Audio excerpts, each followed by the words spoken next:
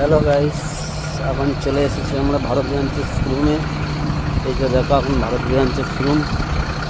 এই যে আমরা চলে এলাম বাসে করে, বর্ধমান স্টেশনে দেখাতে পারিনি, ওই জন্য চলে এলাম। আমাদের গাড়ি মনে হয় এখন রেডি হয়ে গেছে।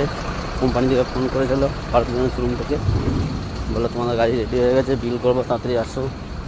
এবার চলে এলাম, দেখো যাই দেখি, তারপর তোর পরের ভিডিও করছি। এই যে চলে এসেছি, আমাদের রেডি হয়ে গেছে গাড়ি, সব কমপ্লিট। এসি ফেসির যা কাজ ছিল সব কমপ্লিট হয়ে গেছে।